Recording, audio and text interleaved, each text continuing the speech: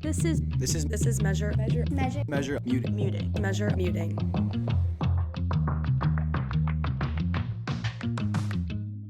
Hi guys, welcome back to Measure Unmuted. I'm Liv, if you don't know, and today we have a special guest with us. Today we have Malinda Behrens, who is our internship coordinator in the fashion program. So everyone, welcome Malinda. Well, thanks. It's nice to be here. And actually, I'm not the internship coordinator. Oh, that's so funny. That's okay. That's okay. But I don't want to confuse things. So Patrick Boylan, Professor Boylan, is actually the internship coordinator. My job is really externally facing. Okay. So my job is to create opportunities with the fashion industry that support student engagement. So whether that's internships or entry-level jobs or, panel discussions, I actually get involved in the capstone, creating those opportunities for companies to come in and sponsor those events for seniors. I work with SNR on their Payne Mansion event to help to secure, the speakers for that. Mm-hmm. So kind of my mission statement is to get as much exposure into the fashion industry as I possibly can for any student in any level of the school. Oh my gosh. Well, that is so nice to know because I really thought you But I have this insanely long title that even I cannot get my head around, so not to worry. Well, to start, can you tell us a little bit about your background, how you got into this role? Oh, I'd love to. So I came here by way of looking for a second career. Mm-hmm. I spent over 30 years in the fashion industry, so I have a lot of gravitas around how to succeed.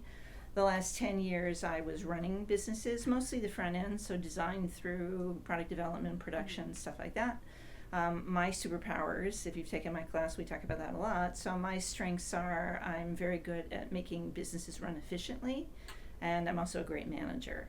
So using those skills and knowing that I've met so many people in my career, someone very close to me suggested that I check out this opportunity when it became available. And I was at a point in my career where it was time for me to do something else. Yeah, that's awesome. Were you in the city most of your career? Well, yeah, for the majority. I started at a regional department store in Richmond, Virginia, and worked my way up from the bottom and had a very specific goal that I wanted to. Literally, I started with, in the management training program. And within 3 years, I wanted to be a buyer, and I achieved that. And then I said, okay, set my next goal. I want to be a buyer in New York. So I became a buyer in New York, and that was great. And then I just went on this adventure. I've lived all over the world. I've lived all over the country. I've lived in Columbus, Ohio, and I've lived in LA. I've done a variety of different jobs, but they all relate to product development. Mm-hmm. I was a fashion director for Victoria's Secret. I've been, the international business development vice president for Club Monaco, where I worked mostly in Asia and the Middle East. So I've had an amazing career and a great opportunity to meet a lot of people and develop a lot of really strong relationships. That's awesome. Yeah. Wow. So as you in your current role, what would your day-to-day look like? My day-to-day it's pretty intense, because I look at this essentially as a business development role. So, if you wanted to divide it into sections, I spend a lot of time networking with the industry or following up on things, mm-hmm. right? So I'm kind of a team of one. So all of these things that I talk about that I'm anxious to do and excited to do, I'm the one that's circling back and, reminding people that they've committed to do it. I also do a lot of digging around for opportunities and internships. I have a student intern that helps me. And then we create flyers to send out to everyone. So please, everybody read your email. Email's really, really, really, really important. Yes. I also work a lot with the faculty, so it's important that they share with me what they want to help, whether that's having somebody come into the class or Mm-hmm. helping them with their capstone engagements, or, when we get to next semester and the designers who are graduating, there's a lot of activities around graduation and their thesis presentations, anytime we go into New York City, so all of that stuff. I'm currently working with the dean as he's kind of getting to know what's happening within the school, and that takes me into the fashion advisory board. Oh, and I teach a class. I teach a class on fashion employment seminar, so essentially how to get a job. Yeah, you have packed days. I'm busy. Yeah, you're very busy. Yeah. Wow. Yeah. I guess a lot of people, because I came to you in the spring regarding internships, and a lot of people go to you for internship help because you are very well connected and you have really good advice. Yeah. So thank you. What would your like top piece of advice be for students who are just starting to look for internships?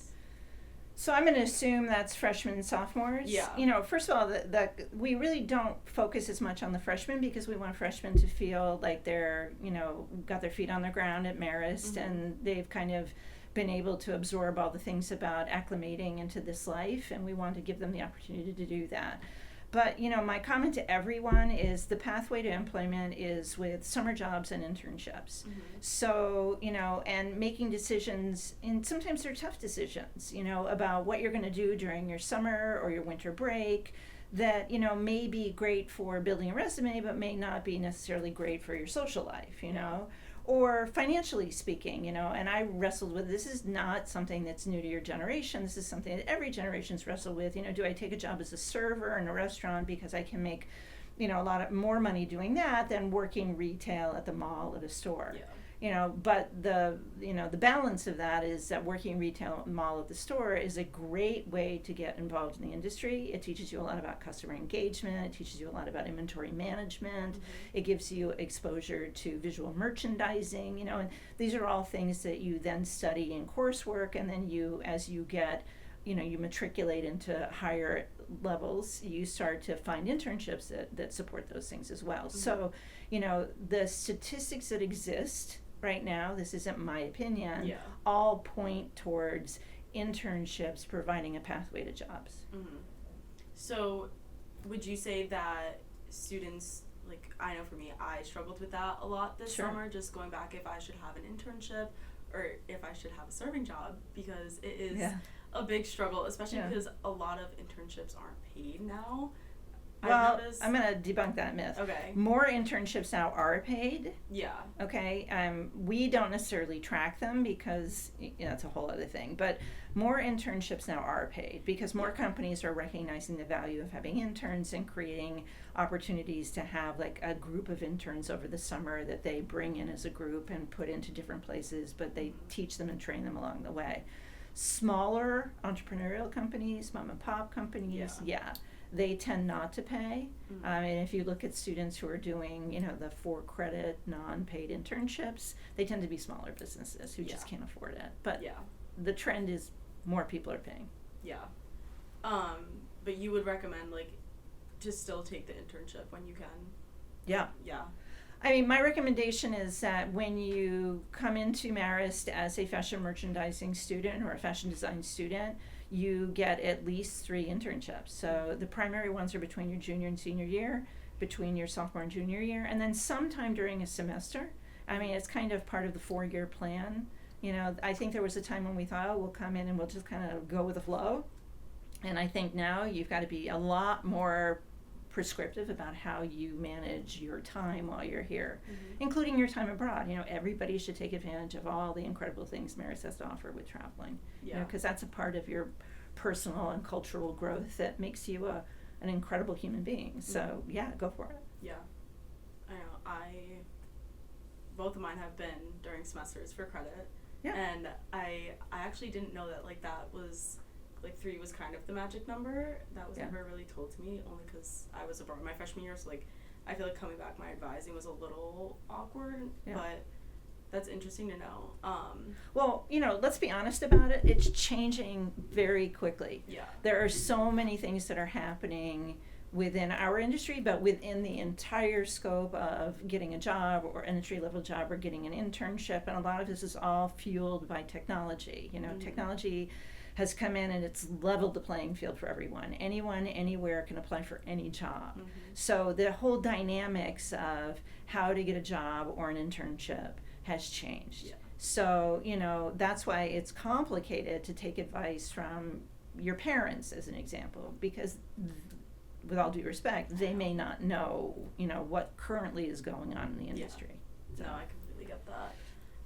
And on that note, I wanted to ask you a question about how you've seen like AI being integrated, because I know that bigger companies especially are using it during the hiring process to like weave out resumes and figure out who they want for that specific role. How do you see this impacting post-grad students, like go fresh in the industry, like what would make us stand out if AI is just kind of taking That's the a big best question. applications?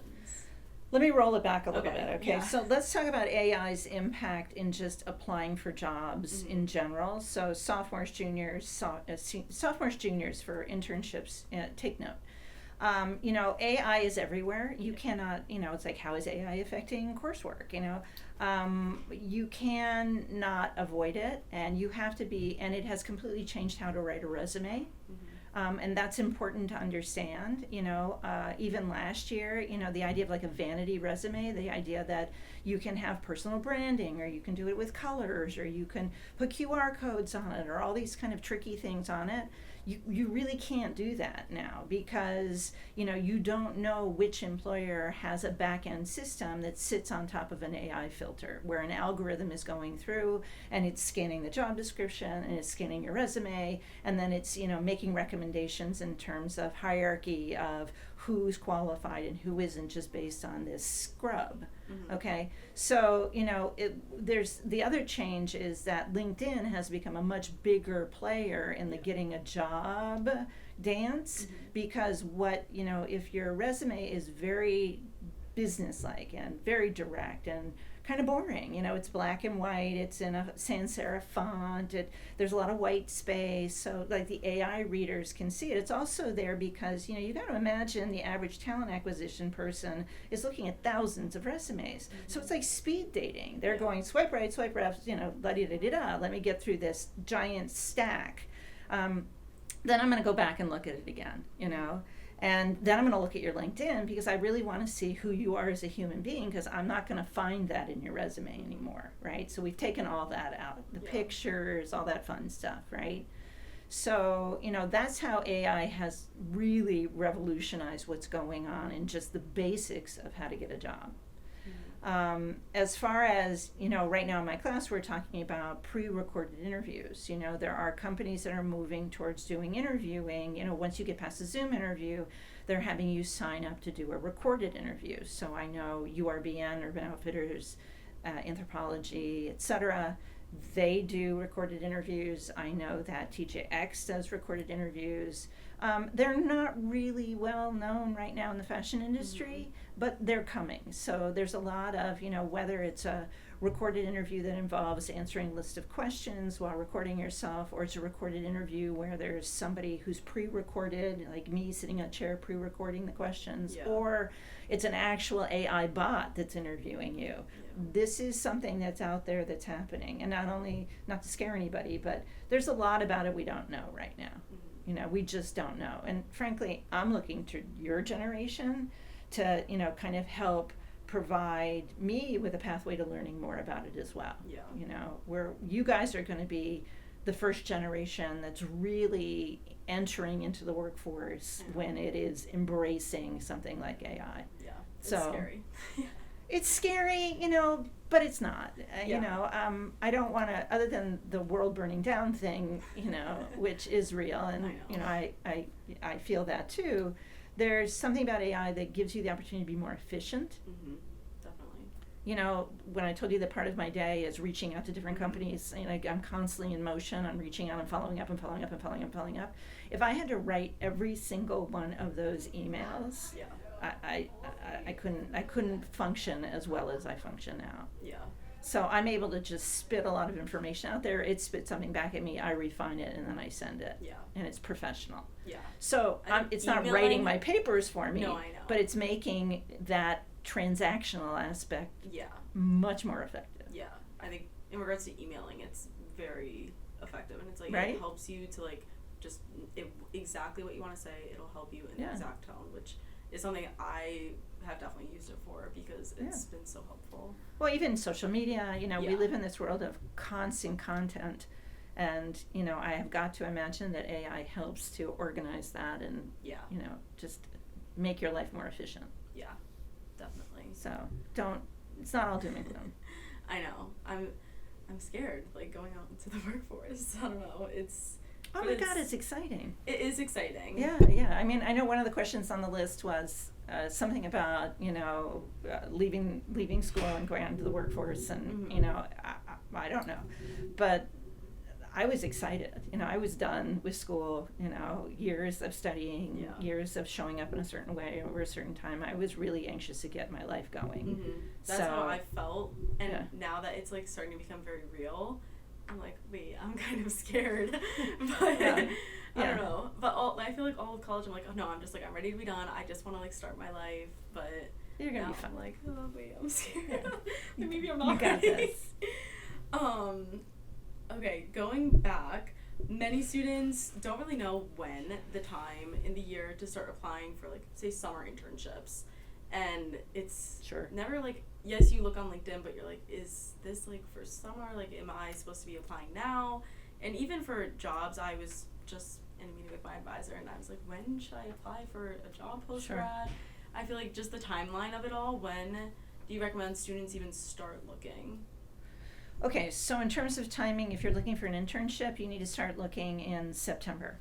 For the next summer. So I started seeing companies post internships in September. Not a lot, but they'll start. There's no rule in the industry that holds everyone accountable to doing everything at the same time. So it is a free-for-all.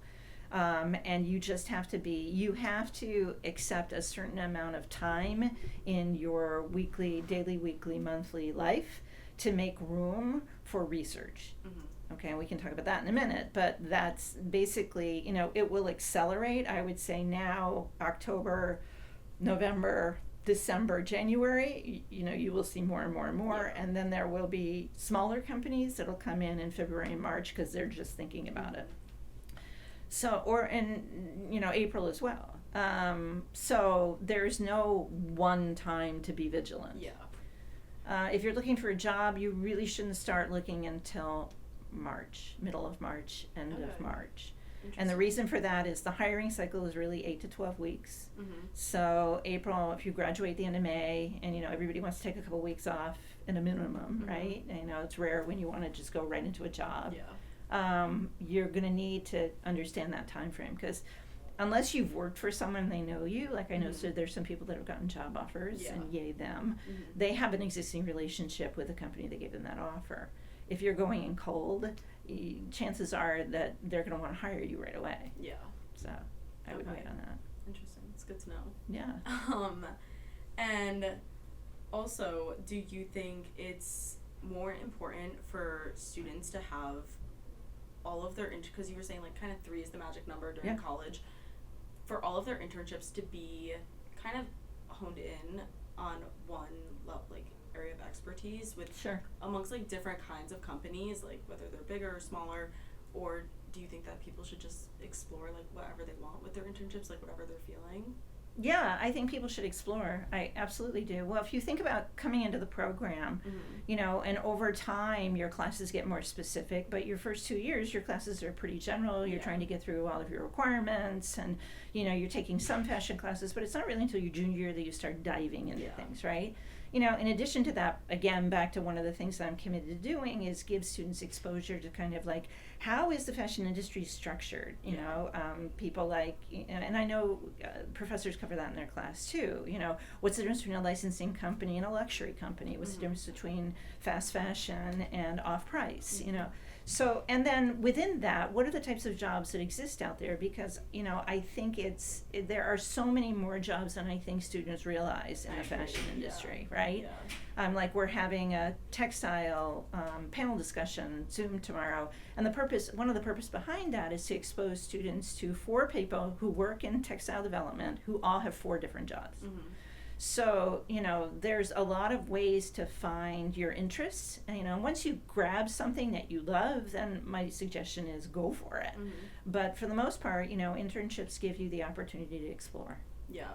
So if you, like, once you graduate and you're applying to a job and they're looking at your resume and they see you have all of these internships, but say none of them are, like, exactly what you're applying for, are those internships even going to be relevant in that sense? Like, Very rarely is that going to happen. Like, for example, if you're in fashion merchandising and you have a promotion or concentration, and you're going to be interested in things that are around marketing communications, whether that's public relations or events or social media management or content management and stuff like that, you will have made choices while you're here about what experiential things you get into, what aspect of measure, kind of tickles that, or scratches that itch, what aspect of Emporium scratches that itch. And that's also going to help you make decisions. And then you're going to find internships that support that. So I very rarely find somebody when they get to the end who hasn't done at least one internship in the thing that they are applying for that they love.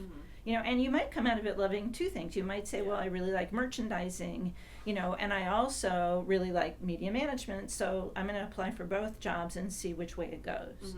More and more companies are bringing people in entry-level roles and then doing something called shoelacing, which is after a certain period of time, they're giving them opportunities to explore other areas of the company.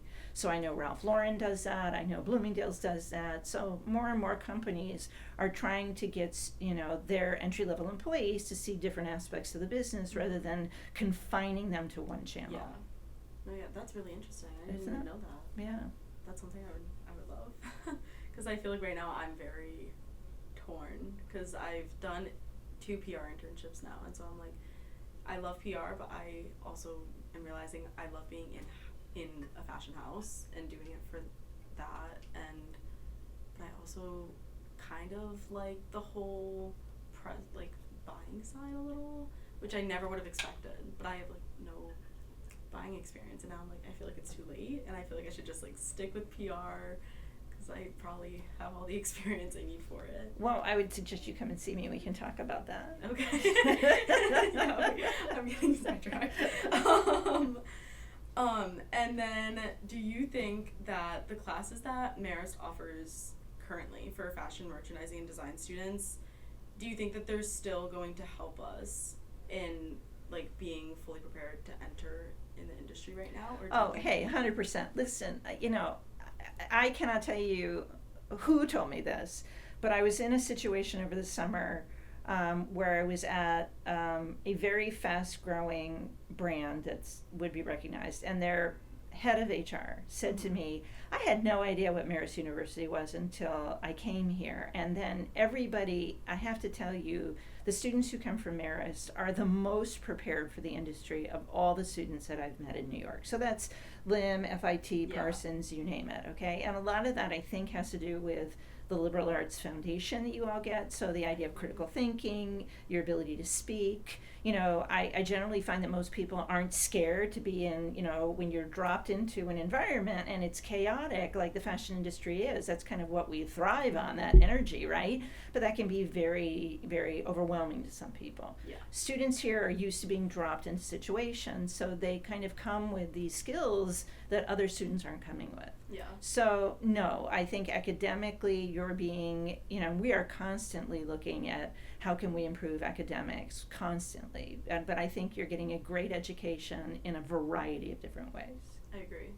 Yeah, I think that all of the classes have. And I can back it up with real data. Yeah, I know. When I was at Fashion Week, I was with Bronx and Banco, and they kept choosing the Marist people because they were like, you guys, you know what you're doing, versus everyone else. They were kind of just standing around. We were always like, what can we help with? And that's when I really noticed. I was like, wow, our education has really helped us for this. It really, really has. Yeah. Hey, can I ask and answer a question before we get to the other questions? Because I see. So the question I want to ask myself and answer for myself has to do with how do I get a job? How do I get an internship? And I want to give everybody a little piece of advice and a little bit of coaching around ultimately, the responsibility is for you to find those jobs and internships. There's no magic bullet that exists that, used to exist, it doesn't exist anymore, or didn't exist, it exists now. Fundamentally, it's the same. You've got to put the work into it. It is a job to get a job. You've got to find the time in your schedule to be able to do the research. Don't wait for tools like LinkedIn to serve you jobs. Really go out there and, I don't care if you draw it with crayons on the back of a poster board, and it really needs to be some kind of approach that's around where do I want to live? where do I want to work? What do I see myself doing? Close your eyes and imagine yourself as an entry-level employee or an intern. Like, what really makes you excited? And then start doing the research around the industries that exist, because there are so many of them. It's not just apparel. There's beauty and wellness and fragrance. It's not just luxury. I hear an awful lot of people who talk about, I want to work in luxury, and I think that's great, but luxury is limited. European luxury, those houses are based in Europe. So, fundamentally on the state side, they're very operational, store operations. So if you're interested in visual merchandising and things like that, yeah, but really do the research. Go to malls and go down a list of all the stores that are in malls. Go to career services. They have a whole bunch of tools on, like, if you're interested in doing PR in New York City, they have a search tool that can help you find PR companies in New York City, and then you can go to their websites or their Instagram accounts, or large and small, and see if they post careers or internships, and really be proactive about finding your own things. I know there's a question there about networking, but yes, developing your LinkedIn, developing your connections outside of friends, is important. Posting on LinkedIn is important. So you have to be an advocate. You have to advocate for yourself. And that would be the one thing I really would like to sincerely impress upon you with the opportunity to have this conversation. So thank you. Yeah. No, that is honestly if there's one piece of advice that people should take away from this episode, it is definitely that. You have to put the work in if you want to work, basically. Yeah. But you can make it fun. Yeah. Definitely. I feel like we're now at a good time. We are going to be unmuting the audience, so people have sent in some questions just regarding working, internships, that they want Malinda to answer. So we actually got this question last week. Do you think fashion merchandising students should have a portfolio? And if so, what do you think that should be in them, or what platform they should be on? I don't think fashion merchandising students at an entry level, whether it's an internship or an entry level job, need to have a portfolio. I think it's another complicated tool that I think designers need to have a portfolio, because they need to show specific things like tech packs and their ability to do, because those entry level jobs are very fundamental in what they do. I think for a merchandising student or public relations or promotion or product development, when you get into conversations and you talk to them about internship experience, coursework, stuff like that, that's fine. I mean, I never had a portfolio until, I don't know, maybe 10 years ago, because then I had the content that I could put in, the visual content that I can put in the portfolio. Yeah. For the most part, I don't think employers want to see, projects that have been done in class. Yeah. No, yeah. That's my opinion. Do you think that's something more for our LinkedIn page that should be on there? 100%. Yeah. And there's actually an area in LinkedIn where you can do that. You can put, kind of projects and things like that. Most important on LinkedIn, though, is to, first of all, your headline. That's the most searched area. So use all 200 characters. You have 200 characters, so please don't make it student at Marist University. Okay? It should have something to do with who you are, what are your skills, what are you looking for. That needs to be in your headline. Second thing is your about. That's the second most search space, and that's a place for you to write in first person and to just be authentic about who you are, what are you doing, what are your interests, what are you aspiring to do, all the things that make you an incredible human being. And then the third thing is you got to post. I know a lot of people are a little trepidatious about that. I was too. But posting is just a way to get the algorithm engaged. And if I'm following you and you post something and I repost it, suddenly your post is in my network of over 2,000 followers, and suddenly you're now in a different level of visibility, right? So it's important. And posting can be talking about companies you love, talking about things that are happening here in Measure, those kinds of things. Posting this podcast. Please don't, but posting this podcast. I know. Right? Posting on LinkedIn used to seem so scary. Yeah. And now I love it. There you go. See, yeah, I'm okay with it now too. Yeah. Yeah. So I think that's much more important than a portfolio. Yeah. And they're not gonna. It's this is an internship or an entry level job. They are not gonna. Once you've kind of shown them who you are as a human being authentically and your skill sets, they're gonna be good. You're gonna go down the path. Yeah. Right? And how casual do you think a LinkedIn could be when you're posting just like things like under your post section? Because for me, I typically will post like things that have just happened to me. If I've just finished like an internship or have a new role, like I'll post for that. But I feel like when I have like a school project or anything, like I don't really post for that, because for me like that seems too casual almost. I don't think you need to post school well, it depends. Like, how if but also the people in your network are all involved in different things, and say they're posting, like someone went to the LVMH event 2 weeks ago and they posted, and you want to repost that and talk about what an amazing opportunity that was. You're engaged. It shows your engagement, and then you're posting, or SNR, that amazing video that they did when they went into the city for, and it shows how you're supporting each other. People in your connections may not have access to other people's connections, and it just gets the word out. It creates this flywheel of information also about the university and about the fashion program and about all the things you guys are doing. So it's really a great way to market. It's your business social media platform, if you think of it like that. Okay, interesting. Yeah. Another question we have is how to stand out as an intern. That's a great question. I think one of the most important things to be is how do you show up every day? I think there's a lot of, and every internship is different. Some are structured, some are not structured. So I think the idea is to keep your eyes and ears open. That's my biggest advice for being an intern. You'll be guided through the process in different ways depending upon the internship. But if you see opportunity, I think there's also a question on there is like, what if I run out of time, or what if I have nothing to do? Again, advocating for yourself. What else is there that you'd like me to do? There's an unstructured and structured aspect of working in the fashion industry, and different people are good at managing people than others. And you might get put with someone who's not such a great manager, and so you want to manage up to them in a respectful way and say, what else can I do to help you? I think that it's funny. I got a job once because I interviewed with the person who would be reporting to me, and basically said in the interview that my job was to make their job better and easier. And they were like, okay, I want you.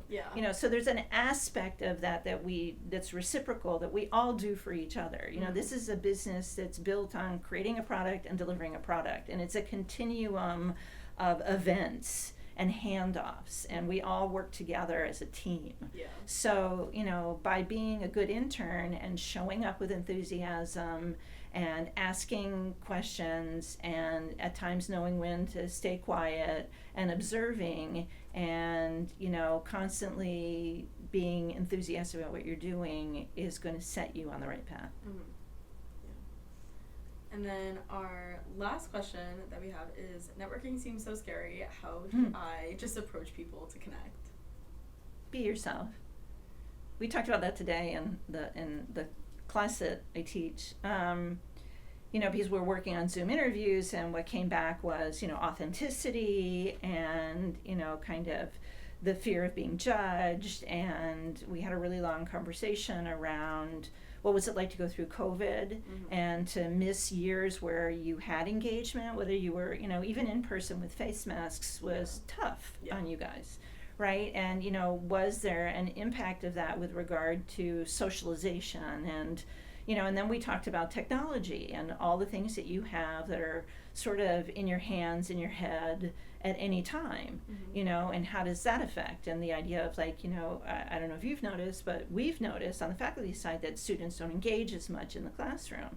So, all those things together, when it comes to, there's a lot of fear-based behavior Yeah. You know, I'm afraid to do that, you know, I'm anxious, you know, and all those things are real emotions. Somehow we've got to figure out a way to create a scenario where we understand how to approach each other, you know, and feel confident in doing it in so much as that it's a no risk situation. Yeah. You know, it can't hurt. You know, there's really nothing hurtful about availing yourself to someone, introducing yourself, you know, even if you're an introvert. Yeah. I know. I think that that's something I've more recently, like, kind of questioned, because I've been introduced to certain people, or just my coworkers now, they're like, oh, you should reach out to this person or connect with this person because I'm sure they have connections that can help you. And I'm like, okay, just how do I just do that? Out? Like, yeah. And what do I say? Like, oh, yeah. I'd love to connect, or yeah. I feel like there's just never really been someone who'd be like, oh, this is how you network. But just do it.